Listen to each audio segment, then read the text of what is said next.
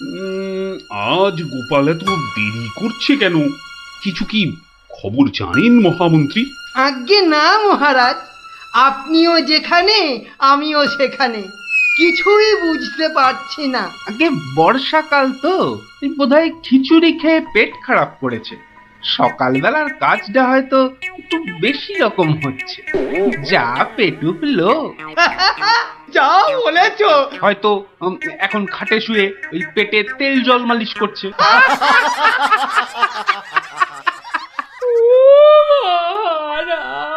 কে কে ওখানে কাঁদে কে?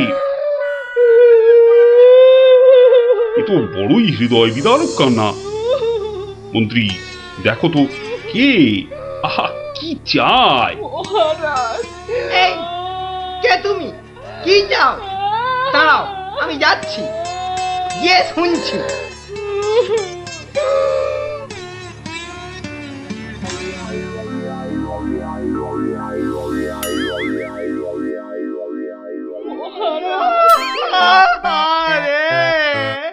আরে মন্ত্রী মশাইয়ের কি হলো?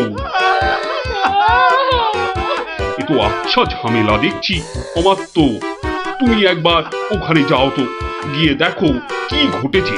মন্ত্রী হঠাৎ কেন কাঁদতে শুরু করেছে? যে আজ্ঞে মহারাজ, আমি এই যাব আর এই আসবো।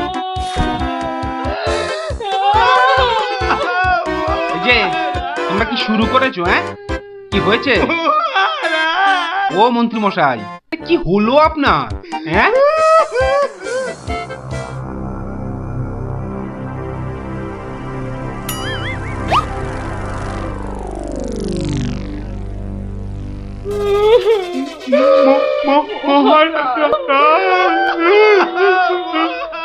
আরে এ কি বিপদ! এ তো অমাত্য কাঁদে যে। আরে হলোটা কি? গোপাল, গোপালের কি হয়েছে? মহারাজ, আমি গোপালের বউ। গোপাল কত রাতে, গতকাল রাতে? আরে গতকাল রাতে কি? গতকাল রাতে গোপাল সিংহে ফুকেছে। এ শিঙে ফুকেছে? মানে কি বলতে চাইছো? হ্যাঁ, গোপাল ছিঙে ফুঁকেছে মানে মানে গোপাল মারা গিয়েছে। কি হলো মহারাজ? কি খবর শোনালে? এই তো গতকালই গোপালকে দেখেছি জলজ্যান্ত। হায় আমার কপাল, আমি এখন কি করি?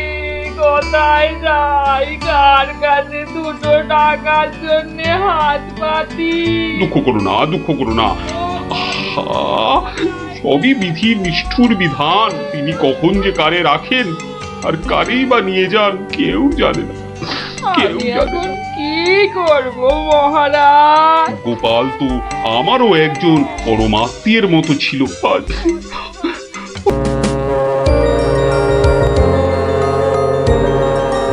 ও বাপ রে বাপ রে বাপ! ও থাম থাম থাম রে বাবা, থাম। তুমি বাজাবে গোপাল দাদু? আরে না রে বাবা না, ওই তো একখানার ভেপু। ও আর কি বাজাবো বল দেখি? তুমি কি বাজাবে দাদু? বাজাবো নয়, বাজিয়েছিলাম। বাজিয়েছিলে? কি বাজিয়েছিলে? শিঙে। শিঙে? শিঙে। আর সেই দিন এও বুঝেছিলাম তোদের দিদাও বুদ্ধিতে আমার চেয়ে কিছু কম যায় না। বলো কি গো গোপাল দাদু? তাহলে আর বলছি কি, তাহলে গল্পটা একটু আমরাও শুনি। আরে একটু কেন, পুরোটাই শোন। শুরু করি তাহলে। হ্যাঁ, বলো বলো। শোন তবে। তখন আমি দিনের পর দিন রাজসভায় গিয়ে রাজামশাইকে হাসাতে হাসাতে আর বাড়ামো করতে করতে একরকম ওই হাঁপিয়ে উঠেছি, বুঝলি? 1 2 3 4। আরে আরে আরে, এরকম ভাবে পায়ের বদলে হাতে করে হাঁটছো কেন? আমি একঘেয়েমি কাটাতে চাইছি।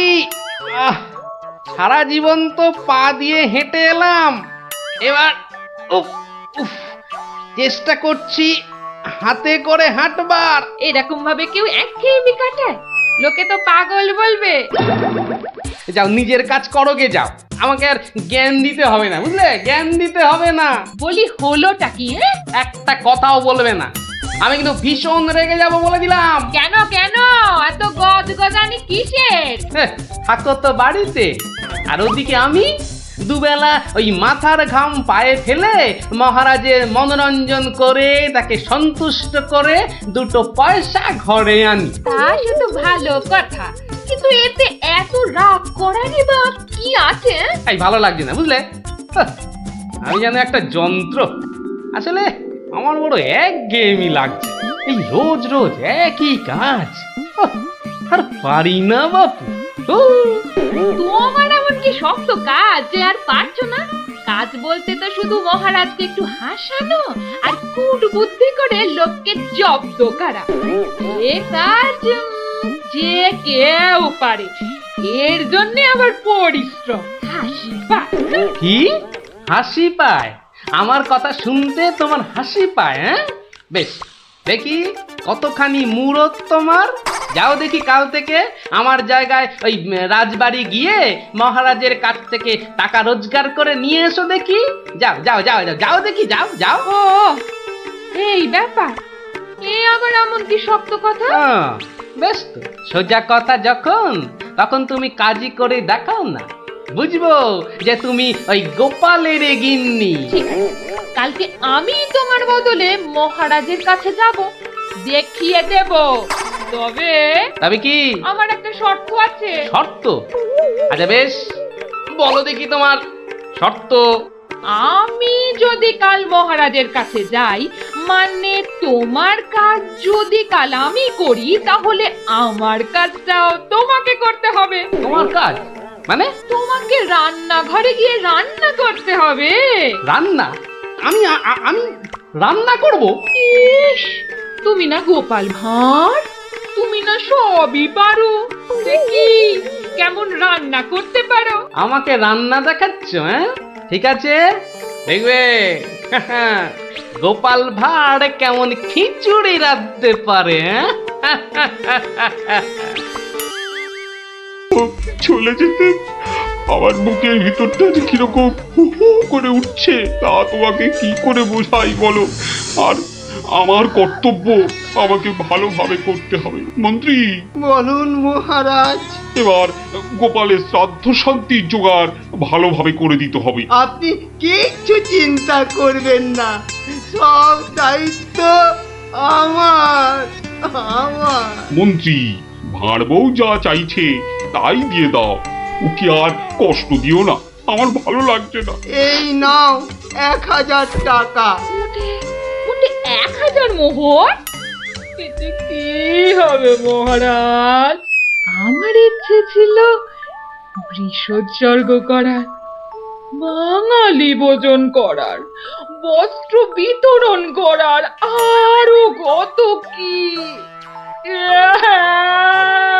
আর কেঁদো না, তোমার কান্না দেখে এবার যে আমারই কান্না এসে যাচ্ছে। তুমি বরং এক কাজ করো, যদি এই টাকায় না হয় তাহলে আর অন্য আরেকজনকে পাঠিয়ে দিও, আমি তার হাতে আরো টাকা দিয়ে দেব, তোমাকে আর কষ্ট করে আসতে হবে না। সবই আপনার দয়া মহারাজ। 1 2 3 4 5 6 7 8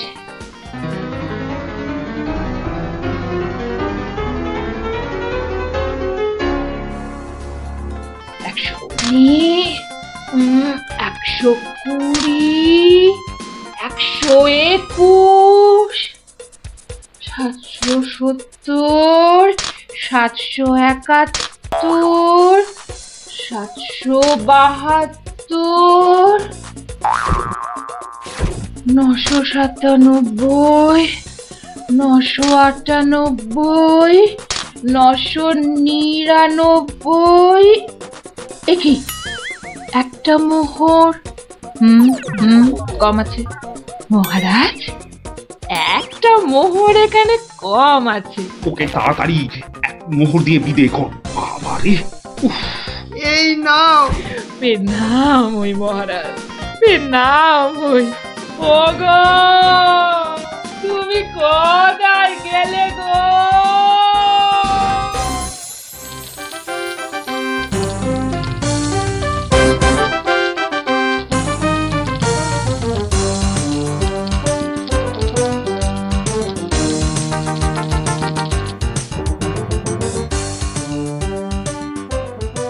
খিচুড়ি রান্নাটা যা হয়েছে না,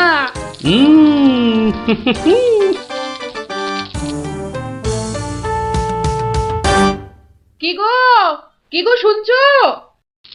এই যে, এই যে, দেখো, দেখো আমি কি এনেছি দেখো। কই কই কই কই দেখি দেখি দেখি। আরে বাবা, এই যে অনেক টাকা। এই এত টাকা তুমি কোথায় পেলে গো? বলেছিলাম না মহারাজকে বোকা বানিয়ে টাকা আনবো। দেখো এমন পেরেছি দেখো। কি আর তো কোনো সন্দেহ নেই যে আমি তোমার যোগ্য বউ। তা কি করে এত সব কাণ্ড করলে তুমি? কি বললে মহারাজকে? মহারাজকে বললাম তুমি শিঙে ফুকেছো। মহারাজও ভাবলেন যে তুমি মারা গেছো, ভীষণ দুঃখ পেলেন। তারপর আমাকে তোমার শ্রাদ্ধ শান্তির জন্য 1000 মোহর দিলেন। এই না হলে গোপালের গিন্নি। বেশ, এবার তাহলে আমার খেলও দেখে যাও। খেল আবার দেখালে তুমি? এবার দেখে যাও তোমার স্বামী কেমন তোমার কাজও করতে পারে।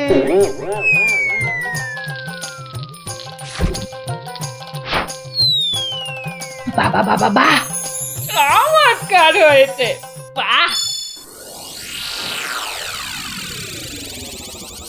কি হলো বলো তো মন্ত্রী?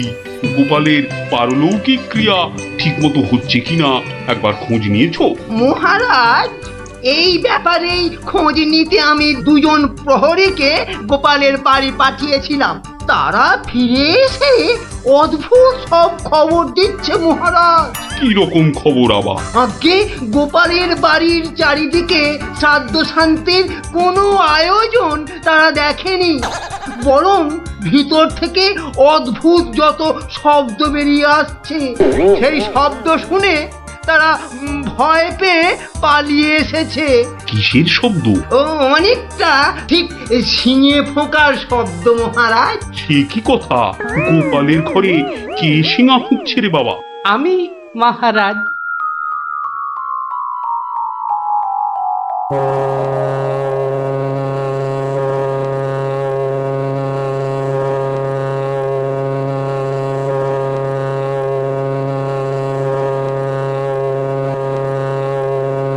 থামো গোপাল, তুমি এখানে এ কি করে সম্ভব? আগে মহারাজ আমাকে আমার স্ত্রী পাঠালো।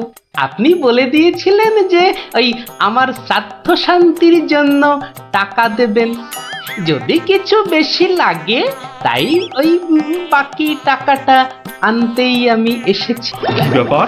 তুমি কালকে যে শিঙে ফুঁকেছো, মানে মারা গেছো, আজ আবার এলে কি করে? আমি যে নিজের চোখকেই বিশ্বাস করতে পারছি না। তোমার স্ত্রী কি আমাকে মিথ্যা কথা বলে টাকা নিয়ে গেল? মহারাজ, আমার স্ত্রী আপনার কাছে এতটুকু মিথ্যে কথা বলেনি মহারাজ।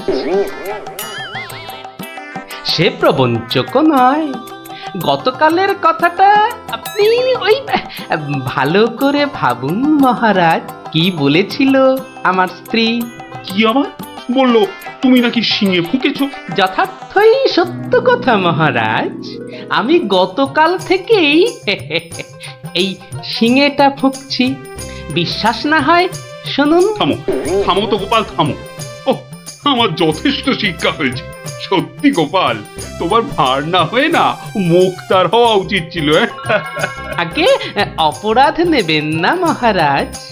আসলে আমি দেখতে চেয়েছিলাম যে আমার গিন্নিও আমার মতো বুদ্ধি ধরে কিনা, তা সে যে এত চতুর তা আমার জানা ছিল না মহারাজ।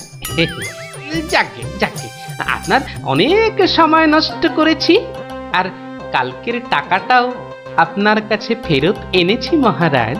দয়া করে পুরো ব্যাপারটাকে একটা মজা ভেবে নিন। না না, ও টাকা তোমাকে আর ফেরত দিতে হবে না। তোমার গিন্নির বুদ্ধির তারিফ করে আমি ওই টাকা পুরস্কার হিসেবে দিলাম। মহারাজের অসীম দয়া।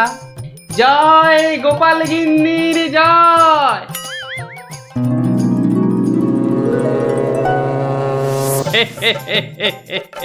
এবার বুঝলি তো, তোদের দিদাও কারো চেয়ে কম যায় না। দারুণ দারুণ, সত্যি দিদা তোমাকেও হার মানিয়ে দিয়েছে। ঠিক ঠিক দাদু, এবার তাহলে দিদার বুদ্ধি আরেকটা গল্প বলো। না না না না, সন্ধে হয়ে এলো, তাড়াতাড়ি বাড়ি না ফিরলে তোর দিদা আমাকে ঝাঁটা নিয়ে তাড়া করবে। এই শোন, তোরাও সব বাড়ি যা। আরে যা যা যা, পড়তে বসগে, যা যা যা, আবার কাল বিকেলে আসিস, বুঝলি?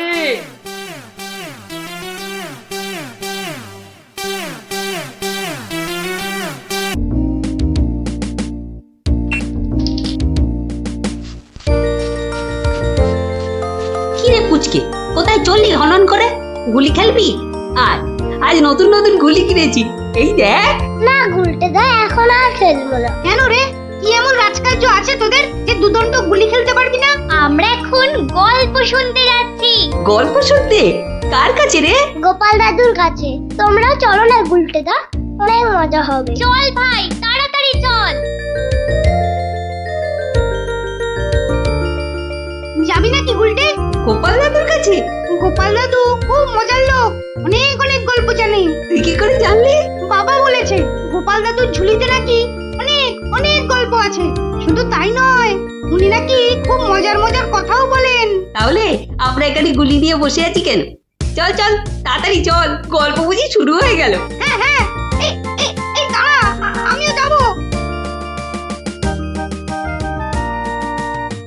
দাদু দাদু, আমরা এসে গেছি, এবার গল্প বলো। বস বস সবাই। এবার শুরু করো দাদু। আচ্ছা শোন, অনেকদিন আগের কথা, বুঝলি? আমি তখন মহারাজ কৃষ্ণচন্দ্রের আসরে বেশ জমিয়ে বসেছি। রোজ রাজসভায় যাই, মজার মজার কথা বলে রাজাকে খুশি করি। মহারাজও খুশি হয়ে আমাকে পুরস্কার দেয়। আমি আনন্দে নাচতে নাচতে খাই দাই আর বগল বাজাই। গল্প গল্প, হ্যাঁ হ্যাঁ, গল্প, গল্প। বলো না। আরে সেটাই তো বলছি, শোন না। আচ্ছা বলছিলাম, এইভাবে এই বেশ আনন্দে কাটছিল, বুঝলি? একদিন হলো কি,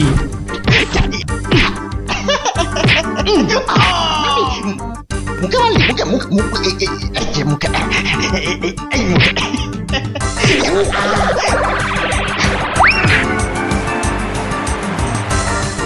না মহারাজ, এটা অন্যায়, এটা অন্যায়।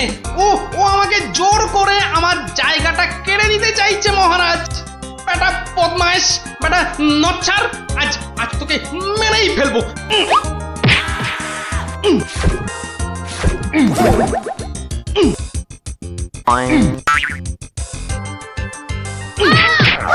কি হলো?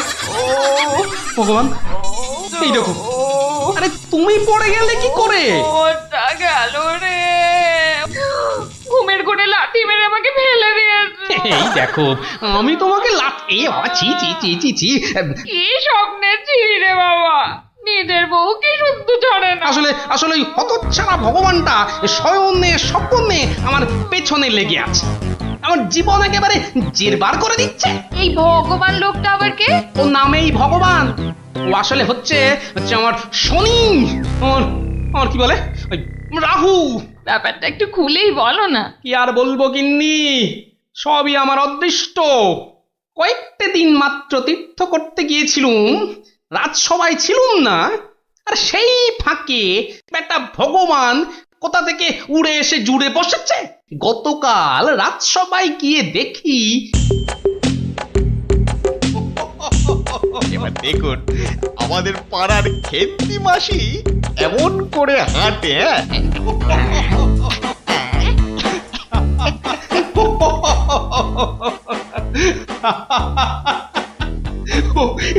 এবার ক্ষমা দাও বাবা, আমার আস্তে আস্তে পেটে ফেটেই যাবে। বাবা কি সব করছো সত্যি। মহারাজ, আমার একটা নিবেদন ছিল, আমিও একটা কিছু বলতে চাই। মহারাজ, আমি যখন আপনার সামনে কোনো কিছু প্রদর্শন করব, তখন আমি চাই না আমার চেয়ে অযোগ্য কোনো লোক এসে আমার অনুষ্ঠানে বাধা সৃষ্টি করে। গোপাল, তোমার সবেতে বাধা না দিলে কি আর চলছে না? যদি চুপচাপ নিজের জায়গায় বসতে পারো তো বসো, নইলে আজকের মতো বিদেয় হও।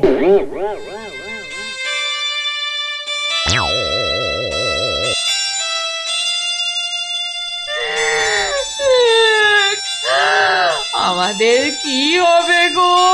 কি আর হবে? আবার আর কিছু বাকি আছে? এবার ওই চাকরি খুইয়ে না খেয়ে দিন কাটাতে হবে, বুঝলে? কি সর্বনাশ! এই দেখো আবার কাঁদে।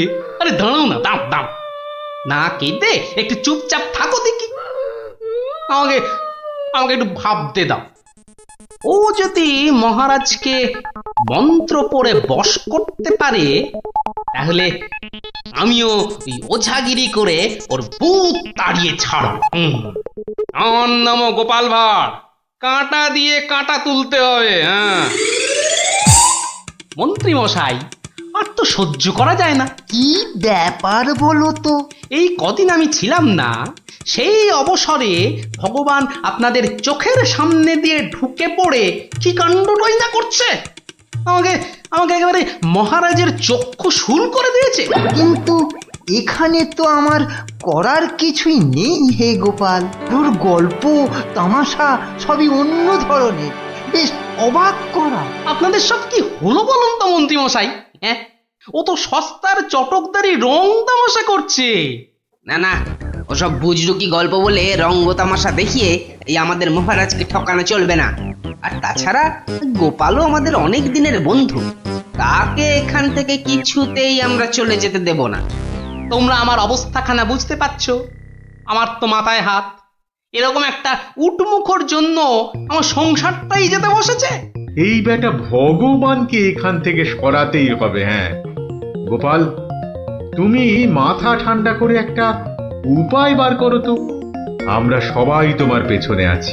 উপায় একটাই, যদি আমার কথা শোনেন তো প্রথমে কাল থেকে ভগবানের রাজসভায় প্রবেশ বন্ধ করে দিন। তা তো বুঝলুম, কিন্তু মহারাজ যখন জিজ্ঞাসা করবেন, বলবেন যে ওই ভগবানের প্রচন্ড অসুখ, তারপর তারপর ওই তারপর বাকি কাজ আমার উপর ছেড়ে দিন। ঠিক আছে, আমি সব বুঝতে পেরেছি। এক্ষুনি দ্বাররক্ষীকে ডেকে পাঠাচ্ছি।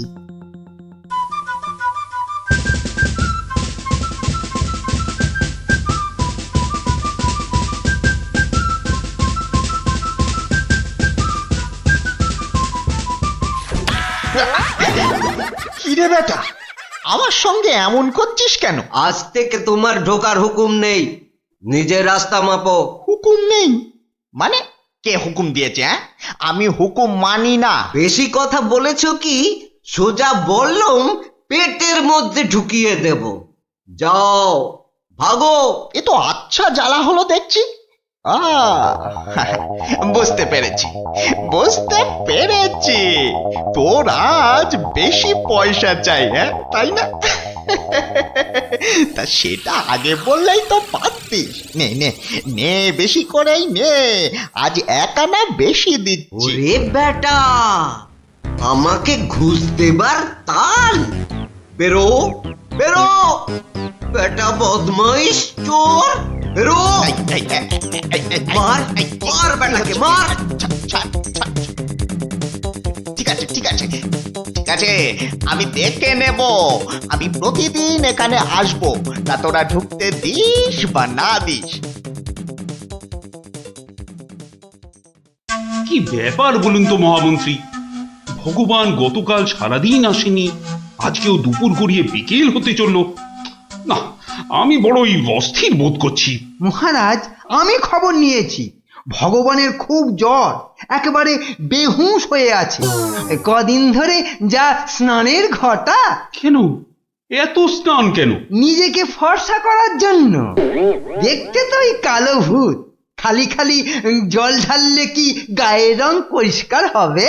হ্যাঁ, ও তাই নাকি? কিন্তু আমি তো ভগবানের রূপে মুগ্ধ নই, আর কথায় মুগ্ধ। তো এতে আবার এত কাণ্ড করা কেন? না না মহারাজ, ও একটা হাভাতে গোছের লোক, কোনোদিন ভাবেইনি রাজসভায় ঢুকতে পারবে, তাও আবার আপনার প্রিয় পাত্র হয়ে। ওদিকে বানিয়ে বানিয়ে মিথ্যে কথা বলতে তো ওস্তাদ, আর একটু হাসটানেরও স্বভাব আছে মহারাজ। সে কি, এ কথা তোমরা জানতে? হ্যাঁ মহারাজ, সেই জন্যই আমরা ওকে খুব একটা ঘাঁটাতাম না, খালি চোখে চোখে রাখতাম। তবে মহারাজ, আজ শুনলাম ওই জ্বরটা একটু বেশি মাত্রায় হয়েছে। ভগবান একেবারে বেহুশ মহারাজ। এখনই রাজবৈদ্যকে পাঠান, সে একবার অবস্থাটা দেখে আসুক। মহারাজ, আপনি দুঃখ পাবেন বলে এতক্ষণ আপনাকে বলিনি। আজ সকালে আমিও ভগবানের বাড়ির পাশ দিয়ে আসবার সময় ভগবানকে দেখে এসেছি। সে সত্যি অন্তিম শয্যায়। আমি কিছু ঔষধ প্রয়োগ করে এসেছি, কিন্তু তাতে বিশেষ কাজ হবে বলে মনে হচ্ছে না। তাহলে এখন উপায়? তাহলে মহারাজ, একমাত্র ভগবানকে ডাকা ছাড়া আর কোনো উপায় নেই। না না না না, আমার ভালো লাগছে না। আমি এখন একটু একা থাকতে চাই, একা।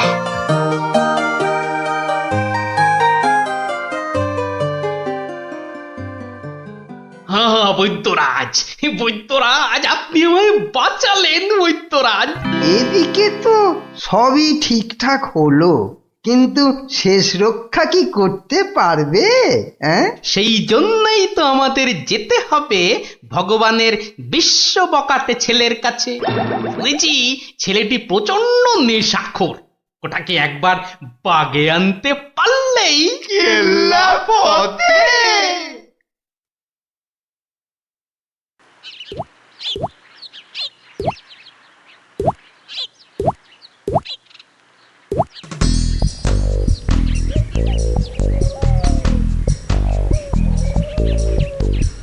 এই যে বাবাজি, তুমি তো ওই ভগবানের ছেলে। শোনো, কি শুনবো জ্যাঠামশাই? তোকে 10টা টাকা দেবো, নিবি? নিবি? নিবি মানে? আলবাত নেব। কি করতে হবে?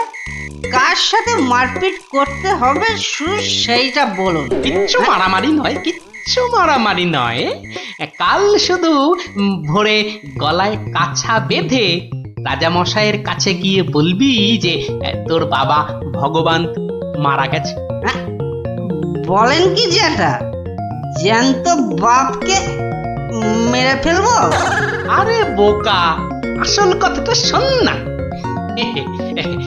তুই যদি এই কথা গিয়ে রাজামশাইকে বলিস, তাহলে রাজামশাই না তোকে অনেক টাকা দেবে। আমি পাইয়ে দেবো রে বোকা। তোর বাবাও বেঁচে থাকবে, আর তুইও টাকা নিয়ে ফুর্তি করবি।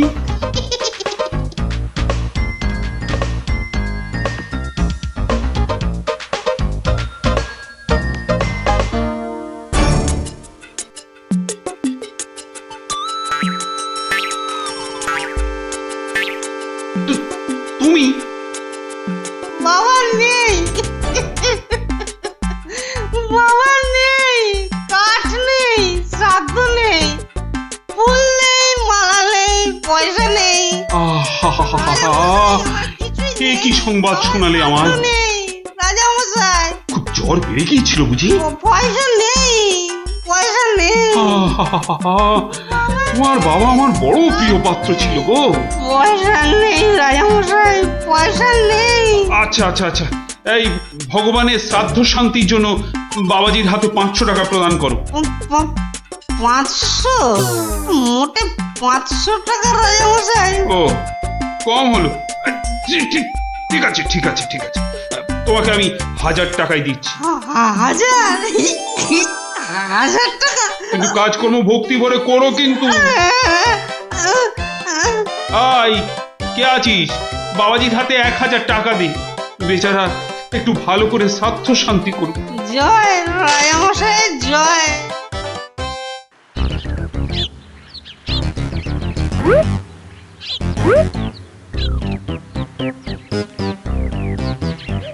আজ 15 দিন হয়ে গেল তীর্থের কাকের মতো রাজবাড়ি